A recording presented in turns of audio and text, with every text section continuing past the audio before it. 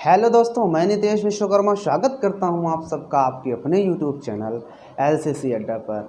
दोस्तों, आज हम क्लास 9th का लास्ट एक्सरसाइज 1.6 कंप्लीट करने वाले हैं, तो लास्ट तक बने रहिएगा। लेकिन उससे पहले कि ऐसी कोई मंजिल नहीं जहां तक पहुंचने का कोई रास्ता न हो। जी हाँ, ऐसी कोई मंजिल नहीं जहां तक पहुंचने का कोई रास्ता न हो। भाई, अगर मंजिल है तो रास्ता ज़रूर होगा। हाँ, रास्ता कुछ कठिन हो सकते हैं पहुंचने के लिए, कुछ आसान होते हैं, लेकिन अगर मंजिल है तो रास्ता तो होगा ही। जी, तो आज हम पढ़ेंगे इस एक्सरसाइज में एक्सपोनेंट्स, लॉ ऑफ एक्सपोनेंट्स। ठीक है, क्या पढ़ने वाले हैं? Law of exponents.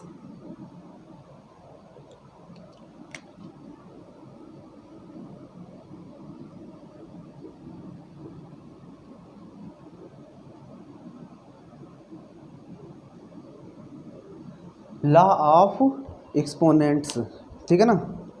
अब देखो, एक चीज़ और इसमें याद रखना कि लॉ ऑफ एक्सपोनेंट्स में एक्सपोनेंट्स तो आपने जानते होंगे। एक्सपोनेंट्स क्या होता है? एक्सपोनेंट्स का मतलब ये होता है कोई भी नंबर हो, उसका पावर समथिंग कुछ भी हो, तो ये होता है एक्सपोनेंट्स। और इस पूरे फॉर्म को ही क्या बोला जाता है? ये जो एक्सपोनेंट्स होता है ना, ये जो पावर होती है, इसी को एक्सपोनेंट्स बोला करते हैं। ठीक है, और याद रखना कि इस पूरे फॉर्म को जो लिखा होता है, इस पूरे फॉर्म को एक्सपोनेंशियल फॉर्म बोलते हैं। क्या बोलते हैं? Exponential form, exponential form. ठीक है, ये होता है एक्सपोनेंशियल फॉर्म, यानी base to the power something हो, that's called is exponential form. जी, अब देखो, एक्सपोनेंशियल फॉर्म में कुछ रूल्स होते हैं जो कि हम एक्सरसाइज में सीखेंगे, लेकिन उससे पहले कुछ रूल्स हम यहाँ पर डिस्कस कर लेते हैं ताकि एक्सरसाइज के क्वेश्चंस करने में मज़ा आए। तो देखो, रूल नंबर फर्स्ट, पहला रूल ये कहता है कि अगर कोई भी नंबर हो, कोई, उसका पावर m हो, ठीक है, थोड़ा बड़ा लिखते हैं, a है, उसकी पावर m है, इनटू b है, या a ही ले लेते हैं या b ही, चलो a ले लेते हैं, a की पावर समथिंग मान लेते हैं m है। क्या मैंने लिया? a to the power m into a to the power n। तो याद रखना कि जब बेस सेम हो, देखो ये जो नीचे होता है ना, इसको बेस बोलते हैं, इसको पावर बोलते हैं, पता है? Base to the power something, base to the power something. लेकिन जब बेस सेम हो, यहाँ पर देख रहे हैं हम कि बेस क्या है? सेम है। तो जब बेस सेम होता है तो क्या करते हैं कि पावर को, और मल्टीप्लाई में हो तो पावर ऐड हो जाती है, तो m और n आपस में, तो a to the power m plus n हो जाएगा। क्या हो जाएगा? a to the power m plus n। ठीक है, अब दूसरा रूल देख लेते हैं, या दूसरा रूल देखने से पहले हम क्या करते हैं, एक एग्जांपल देख लेते हैं यहाँ पे। देखो, इसलिए देखो, अगर मैं कह दूँ यहाँ पर कि two the power 5 into two the power 7, ये मैंने कर दिया, तो यहाँ पर तुमने क्या देखा कि यहाँ पर भी 2 है बेस, यहाँ पर भी बेस है 2। तो बेस सेम है तो पावर ऐड कर देते हैं, बेस सेम है तो पावर ऐड कर दो, यानी 2 की पावर क्या हो जाएगा? 5 प्लस 7, बोले तो 2 की पावर 12। ठीक है, तो ये होता है पहला रूल। ठीक है, अब इसके बाद दूसरा रूल की बात कर लेते हैं।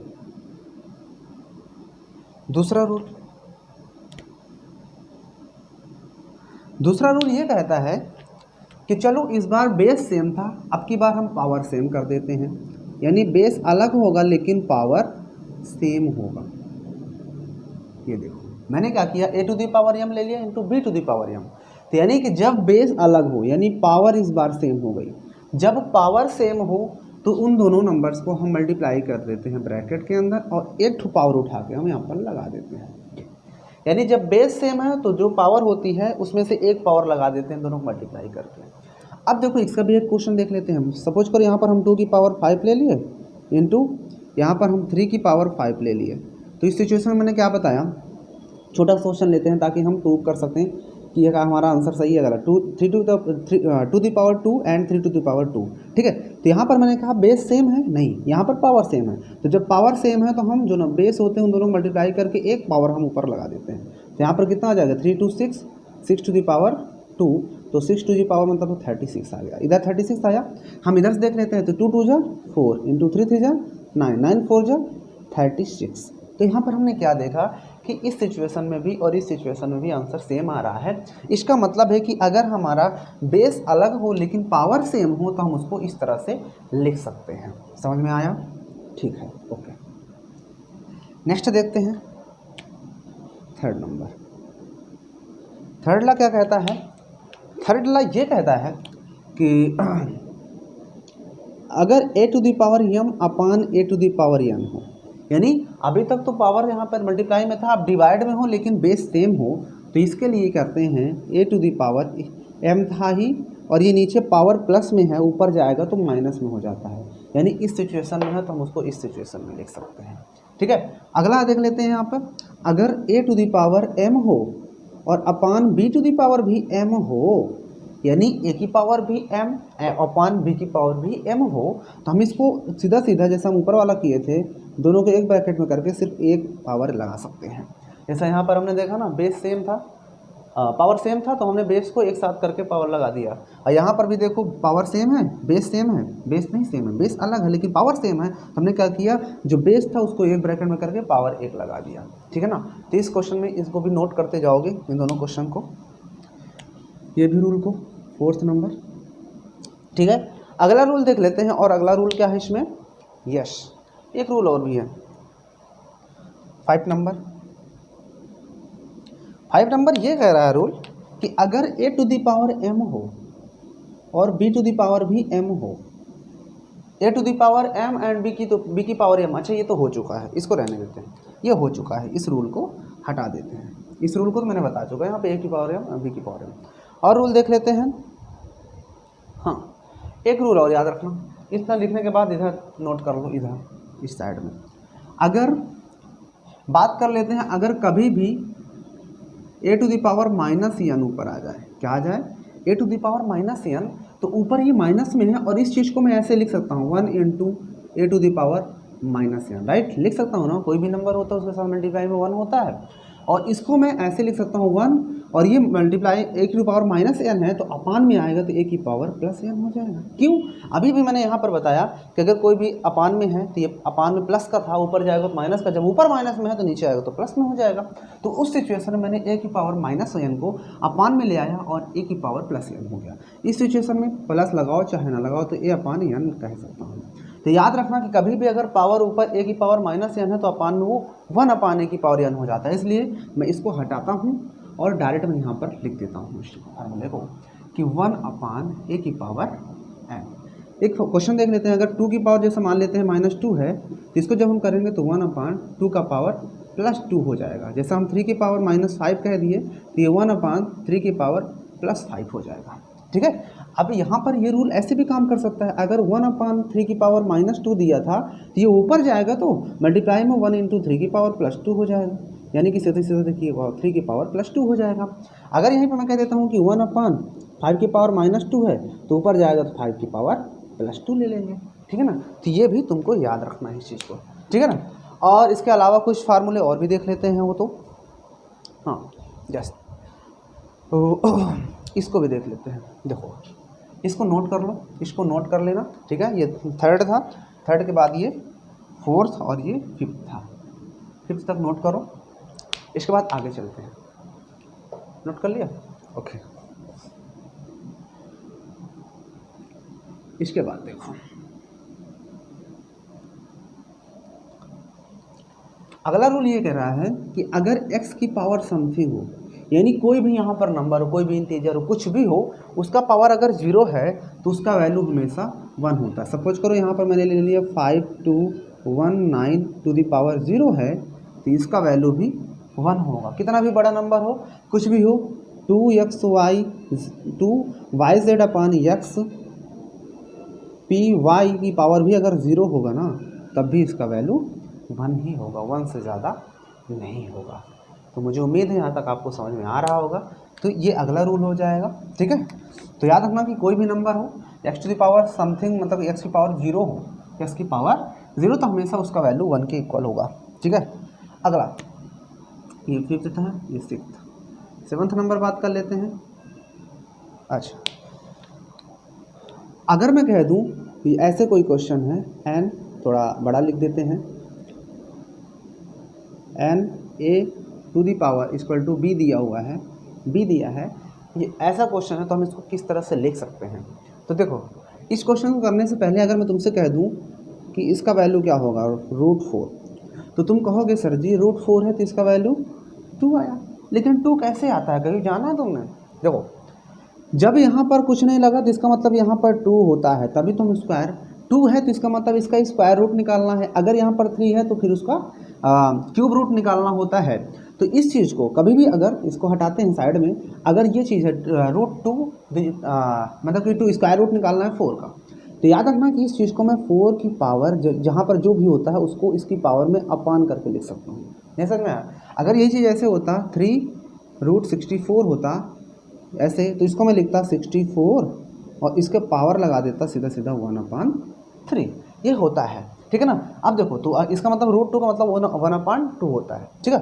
अब देखो, इसके बाद इसको सॉल्व कर सकते हो, 2 की पावर, इसको लिख सकते हैं 2 की पावर 2 इंटू पहले से 1/2 था, 2 से 2 कैंसिल, कितना आ गया 2। तो देखो 2 यहाँ से भी आया, 2 यहाँ से भी आया, इसका मतलब हमारा आंसर समझ में आया। अब देखो ध्यान से, अब देखो एक चीज़ और भी यहाँ पर एक चीज़ और भी बता देते हैं तुमको।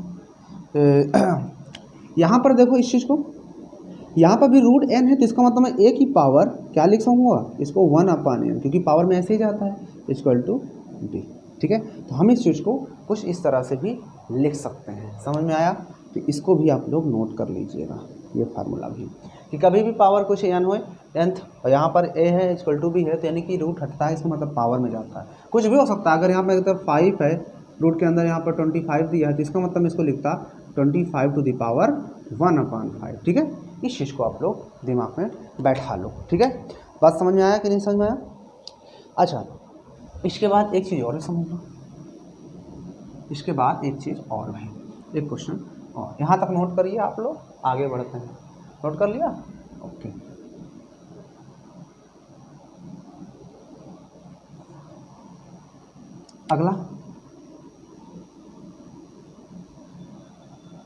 अगला हम बात कर लेते हैं कि अगर कभी भी आगे ये फार्मूला हो a to the power m/n जी, a to the power m/n हो, तो इसको मैं किस तरीके से लिख सकता हूँ? देखो, इसका पहला तरीका तो ये है, मैं इस m/n को मैं m इंटू 1/n लिख सकता हूँ कि नहीं लिख सकता हूँ? ध्यान समझना इस चीज़ को। इसके बाद मैं इस चीज़ को a to the power m to the power 1/n लिख सकता हूँ। क्यों? अच्छा, इससे पहले एक फार्मूला और भी जान लो कि अगर a to the power m है, उसका पावर n होता है, तो मैं इसको a to the power m into n ऐसे लिख सकता हूँ ऐसा। तो अगर ऐसे कुछ मल्टीप्लाई में, तो मैं उसको वापस से ऐसे भी तो लिख सकता हूँ। तो इसी नियम से इसको भी अगला नोट कर सकते हैं, a to the power m to the power कुछ और भी हो, तो उसको इस सबको वापस से मल्टीप्लाई कर देते हैं पावर को, ठीक है।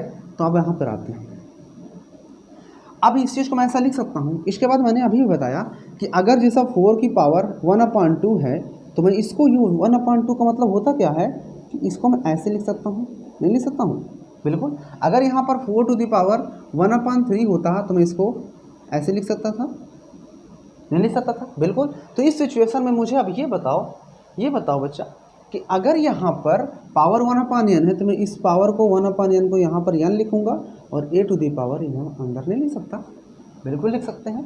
तो ये सारे फार्मूले हैं, आपको दिमाग में रखना है, ठीक है। ये सारे के सारे फार्मूले जितने मैंने तुमको बताए, ये सारे के सारे दिमाग में रखना है। यही सारे फार्मूले आपको दिमाग में रखना है, इन्हीं फार्मूले से हमारा काम हो जाना है। यही होते हैं लॉ ऑफ एक्सपोनेंट्स, ठीक है। अब देखो, फटाक से एक बार मैं रिकैप कर देता हूँ फिर से। देखो, पहला फार्मूला मैंने बताया कि अगर a to the power m into b to the power m है, तो हम a और b को मल्टीप्लाई करके एक लगा देते हैं ऐसे। अगर a to the power m upon b to the power n है, तो इसको हम a की पावर इसको कुछ नहीं कर सकते, सीधा सीधा a की पावर m है, यहाँ पर m कर देते हैं, तो एक m और a upon b to the power m हो जाता है, ठीक है। और अगर यहाँ पर फार्मूला ऐसे होता कि a to the power m और upon a to the power n होता, तो हम इसको a to the power m माइनस n लिख सकते हैं, ठीक है ना। ये सारे फार्मूले आप लोग नोट कर लो, ठीक है। और एक फार्मूला जो भी बताया कि अगर a to the power m to the power n to the power o होता तो इसका मतलब a to the power m into n into o इस तरह हो जाता है, ठीक है ना। ये सारे फार्मूले नोट करेंगे। चलते हैं अब हम लोग अब एक्सरसाइज पे, ठीक है। अब हम लोग चलेंगे एक्सरसाइज के क्वेश्चंस को सॉल्व करेंगे। आप लोग उम्मीद करता हूँ आपने नोट कर लिया होगा सारे क्वेश्चंस। अब हम एक्सरसाइज के क्वेश्चन को सॉल्व करेंगे, ठीक है। तो अब हम बात कर लेते हैं क्वेश्चन नंबर 1 क्या कहता है। तो क्वेश्चन देखते हैं फटाक से। तो फर्स्ट क्वेश्चन में कौन कौन से क्वेश्चन है, फाइंड करना है। फर्स्ट में हमको फाइंड करना है, क्या करना है, फाइंड। पहला क्वेश्चन है 64 to the power 1/2, 64 to the power 1/2, yes 64 to the power 1/2। तो चलो इस क्वेश्चन को देखते हैं। तो इसको हम क्या करेंगे, सॉल्व। देखो क्या क्वेश्चन है, 64 टू द पावर 1/2। तो देखो जब ऐसे क्वेश्चन आते हैं पावर 2 दिया हो तो पहले तो हम जो बेस होता है उसको हम प्राइम फैक्टर करते हैं, ठीक है। तो 64 का करना आता है आपको। 64 को हम क्या कर सकते हैं, इधर देखते हैं, जस्ट 64 2 से काटेंगे, 2 3 जा 6, 2 2 जा 4, 2 से काटेंगे 16 बार जाएगा, 2 से काटेंगे 8 बार जाएगा, फिर से 2 से काटेंगे तो 4 बार जाएगा, एंड देन लास्ट 2 से काटेंगे तो 2 2 जा 4 होता है, और उसके बाद 2 1 जा 2 होता है। इसका मतलब कि मैं 64 को 2 into 2 into 2 into 2 into 2 into 2 यानी 1 2 3 4 5 6, यानी मैं इस 64 को मैं 2 की पावर 6 लिख सकता हूँ। इसका पावर जो हमारा था 1/2 वो एज राइट है, एज राइट है। इसके बाद ध्यान समझना, अभी हमने एक रूल पढ़ा था कि कभी भी ऐसे हो, क्या हो, यहाँ पर a to the power m to the power n होता है तो मैं इसको a to the power m into n लिख सकता हूँ, लिख सकते हैं ना, अभी भी हम सीखे थे। जिसका मतलब मैं 2 की पावर 6 इंटू 1/2 कर सकता हूँ, और 2 1 जा 2 और 2 3 जा 6, तो 2 की पावर हमारे पास आया 3, और इसी को हम कह सकते हैं 2 2 जा 4 2 जा 8, हमारा आंसर हो गया। सिंपल क्वेश्चन है, बहुत ही आसान तरीके से हमने कर लिया। और अच्छा, और कोई दिक्कत हो तो पूछ सकते हो, इसमें कोई दिक्कत है, बहुत आसान क्वेश्चन था। इसको और भी अगर आसान करना तो और आसान कर सकते हो। 64 को तुम क्या लिख सकते थे, 8 8 जा 64, तो 8 की पावर 2 लिख सकते थे ना इसको, और इसका पावर 1/2 पहले था, ये लो 2 से 2 कट गया, हमारा आंसर 8 आ जाएगा, ठीक है। तो सारे तरीके सही है, कोई दिक्कत नहीं, लेकिन ये तरीका है सभ्यता और संस्कार विधि वाला जो कि हमने यहाँ पर सीखा। तो इस क्वेश्चन का आंसर कितना हो जाएगा, क्वेश्चन 8 आंसर आ जाएगा। क्या होगा इसका आंसर, 8 होगा। आप लोग इसको नोट कर सकते हैं इस क्वेश्चन को, ठीक है। अब हम लोग चलेंगे क्वेश्चन नंबर 2 पे। कौन से नंबर, क्वेश्चन नंबर 2। अब देखो क्वेश्चन नंबर 2 क्या कह रहा है, सॉरी क्वेश्चन नंबर, इसी क्वेश्चन नंबर फर्स्ट में ही सेकंड क्वेश्चन है 30 to the power 1/5, 30 to the power 1/5, 30 to the power 1/5। तो देखो इसको सॉल्व करते हैं, बहुत ही प्यारा क्वेश्चन है। तो लिख सकते हैं हम इसको 32, फिर से भी काम करना है, 32 को हम तोड़ेंगे। हाँ पहले यहाँ पर क्वेश्चन उतार लो एक बार, 30 टू द पावर 1/5, 32 को हम जब तोड़ेंगे तो क्या होगा, ऐसे करते हैं 32, 2 से 16 बार जाएगा, 2 से 8, 2 से 4, एंड देन 2 से 2 जा एंड 2 1 जा 2, तो 1 2 3 4 5, यानी मैं इसको लिख सकता हूँ 2 की पावर 5, और इसका पावर हमारे पास 1/5 दिया था। फिर से वही काम, 2 की power a to the power m into m, तो मैं इसको लिख सकता हूँ 2 की पावर 5 इंटू 1/5, 5 से 5 कैंसिल, तो 2 की पावर 2, यानी 2 की पावर 1 इसका 2 आंसर आ जाएगा। यहाँ पर भी वही फार्मूला लग गया, ठीक है। तो ये हो गया हमारा क्वेश्चन नंबर सेकंड। अब चलते हैं क्वेश्चन नंबर थर्ड पे। मैं इनमें डालता हूँ, इस बार किधर कर देते हैं, इस बार थर्ड नंबर यहाँ पर आ जाएगा। थर्ड क्वेश्चन है क्या इसमें, 125 to the power 1/3, 125 to the power 1/, सिर्फ 125 था या 1/, था, यस 1/, नहीं है बल्कि सिर्फ 125 टू द पावर 1/3 है। इस क्वेश्चन को देखते हैं, वही काम करना, 125 को फिर से तोड़ेंगे, जब तोड़ोगे तो कितना आएगा, 5 इंटू 5, इसका मतलब मैं इसको 5 की पावर 3 लिख सकता हूँ, नहीं लिख सकता हूँ, और इसका पावर जो था हमारा 1/3 पहले से था। इसके बाद 5 की पावर 3 इंटू 1/3, 3 से 3 कैंसिल, आंसर हमारा 5। समझ में आया? इसमें का आंसर 2 आएगा। बात समझ में आई? ठीक है, तो इस तरह से हमारा क्वेश्चन नंबर 1 जो था वो क्या होता है, फिनिश होता है। क्या होता है? क्वेश्चन नंबर 1 फिनिश होता है। अब आएगा क्वेश्चन नंबर 2 पे आते हैं। तो गाइज हमारे पास क्वेश्चन नंबर 2 आ चुका है। इस क्वेश्चन में भी हमें वही चीज़ करना है, क्वेश्चन को सॉल्व करना है, बहुत ही आसान है। देखो हम इस क्वेश्चन को शुरू करते हैं। पहला क्वेश्चन दिया हुआ है 9 टू द पावर 3/2। तो ये बताओ, मैं इस 9 को जो फैक्टर करूँगा तो 9 को 3 इंटू 3 लिख सकता हूँ, यानी 3 की पावर 2। तो मैं 3 की पावर 2 लिख सकता हूँ। तो 3 की पावर 2 की पावर दिया था हमारे पास 3/2। इसके बाद देखो ये 3 की पावर 2 इंटू 3/2 पहले से था, राइट। अब इस 2 से 2 कैंसिल, तो 3 की पावर कितना आ गया, 3 की पावर 3। इसको मैं लिख सकता हूँ 3 3 जा 9, 3 जा 27। इसका आंसर क्या होगा? यहाँ पर जो हमारे बार बार जो यहाँ पर रूल लग रहा है वो ये वाला लग रहा है ना, a to the power m to the power n। तो सारे जितनी भी पावर होती है सब मल्टीप्लाई हो जाती हैं। तो इसका आंसर कितना हो जाएगा? 27। इस क्वेश्चन का आंसर कितना हो जाएगा? 27। तो अब हम बढ़ते हैं नेक्स्ट क्वेश्चन पे। हम पढ़ेंगे नेक्स्ट क्वेश्चन पे, ठीक है। तो इस क्वेश्चन को आप नोट कर सकते हो।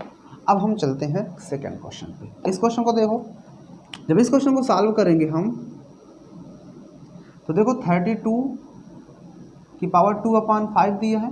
अभी हम 32 को तोड़े थे, 2 की पावर हम इसको 5 लिख सकते हैं, और इसका पावर हमारे पास 2/5 था।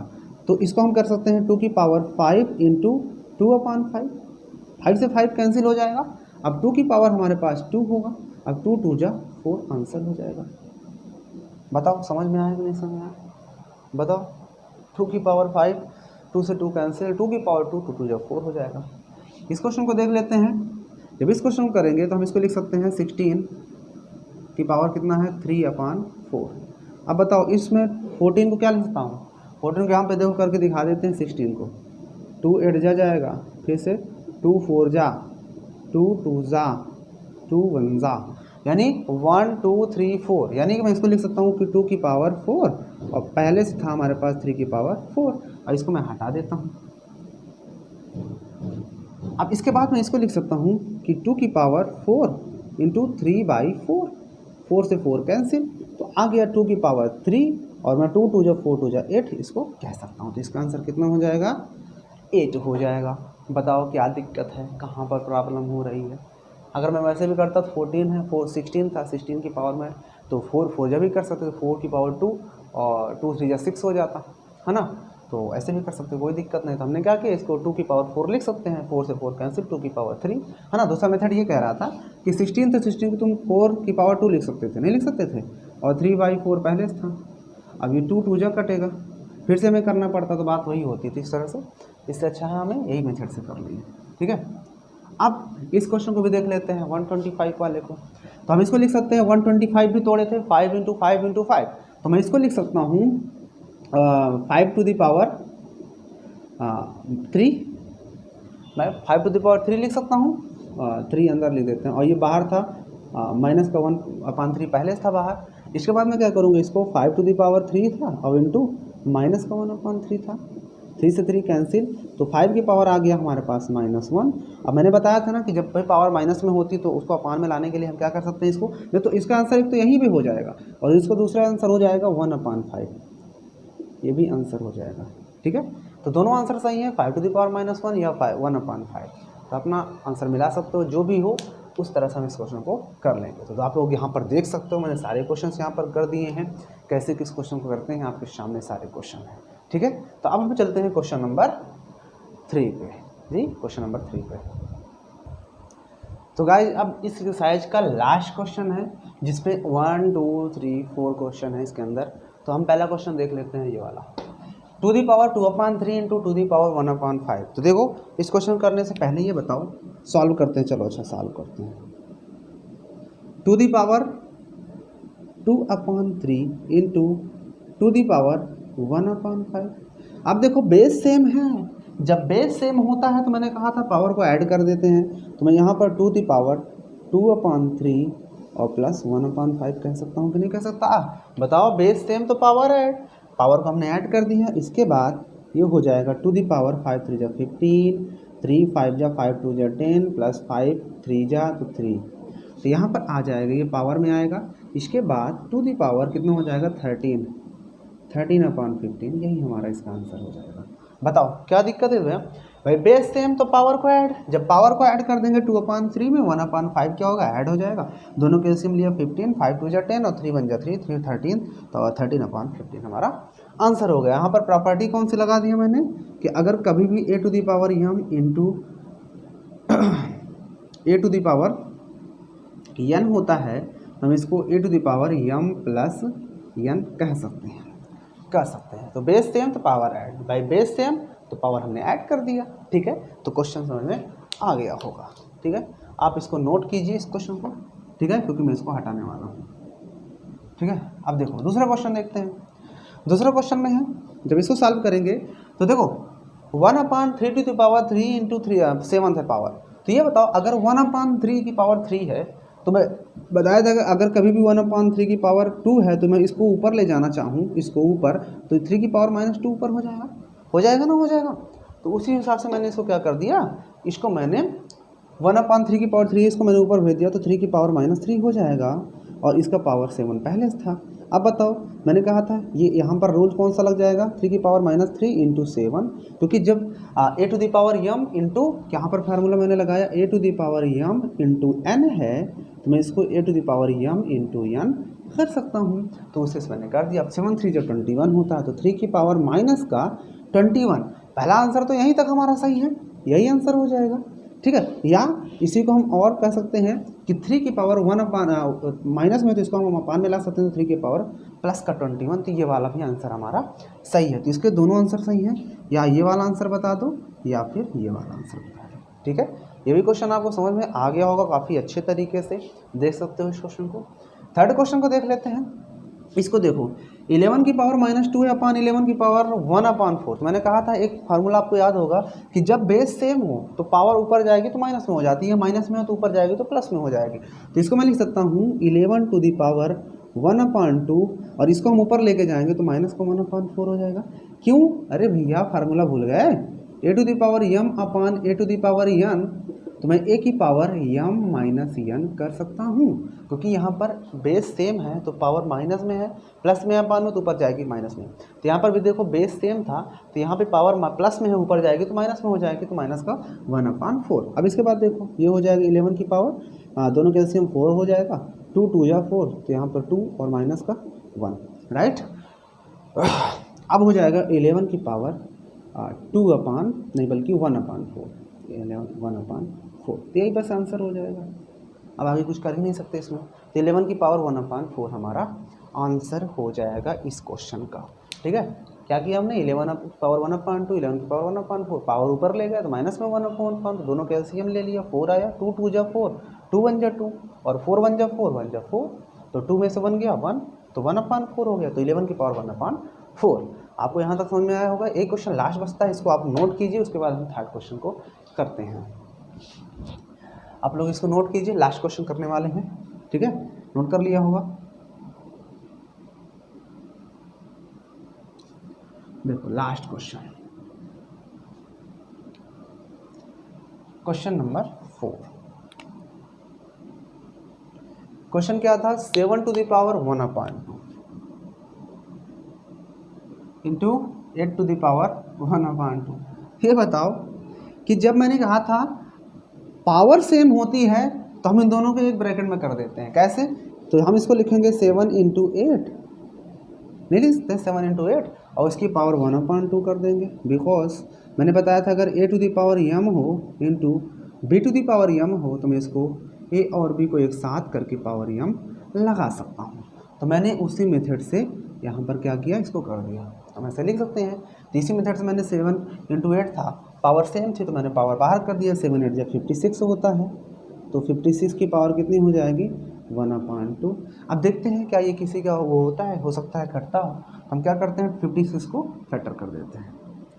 तो देखो 56 को हम काटते हैं, 56 को, तो 2 28, 2 14, 2 7 जा 7 1 जा, तो नहीं बन सकता है ना, क्योंकि यहाँ पर तो 3 हो गया, यहाँ 7 आ गया, तो इसका मतलब है कि इसको इसी फॉर्म में रहना पड़ेगा। ठीक है, इसका आंसर बस यहीं तक हो जाएगा, क्योंकि इसके आगे हम इसको सॉल्व नहीं कर सकते। ठीक है, जैसे ये क्वेश्चन सॉल्व किए यहाँ तक, वैसे ये भी यहीं तक आंसर हो जाएगा। तो दोस्तों मुझे लगता है कि आपको इस एक्सरसाइज में, और इसी के साथ ही बताना चाहते हैं कि इस क्वेश्चन के साथ ही, इस एक्सरसाइज के साथ ही, इस क्वेश्चन के साथ ही और इस एक्सरसाइज के साथ ही हमारा चैप्टर 1 भी क्या होता है, चैप्टर 1 हमारा क्या हो रहा है, कंप्लीट हो रहा है। चैप्टर 1 हमारा कंप्लीट हो गया है। इसको हमने किसी तरह से हंसते खेलते मुस्कुराते आज हमने चैप्टर 1 को कंप्लीट कर लिया है। मुझे लगता है कि आपको इस वीडियो में काफ़ी मज़ा आया होगा और चैप्टर भी काफ़ी अच्छे तरीके से, सारे वीडियोस आपको अच्छे से समझ में आए होंगे। अगर फिर भी आपको कहीं पर समझ में नहीं आया तो नीचे जो कमेंट है ना, कमेंट बॉक्स, वहाँ पर अपने बात को रखिए। हम ज़रूर आपके कमेंट्स को पढ़ेंगे, हमेशा हम देखते रहते हैं कमेंट, जो भी कमेंट्स करते हैं रिप्लाई दिया जाएगा। ठीक है ना, तो आप लोग बिना किसी बेहिचक किसी भी तरह का हिचक नहीं, आपको कमेंट करिए, जैसा भी क्वेश्चन होगा, कैसा भी क्वेश्चन होगा, सब बताया जाएगा, लेकिन आपको कोर्स से रिलेटेड, अपने चैप्टर से रिलेटेड ही क्वेश्चन पूछना है। ठीक है ना, तो बस आज की वीडियो में इतना ही। इस एक्सरसाइज के साथ ही इस हम चैप्टर 1 को भी यहाँ पर आज कंप्लीट कर चुके हैं। अब हम चलेंगे चैप्टर नंबर 2 पे। आज तक बस आज के लिए इतना ही, तब तक के लिए जय हिंद, वंदे मातरम।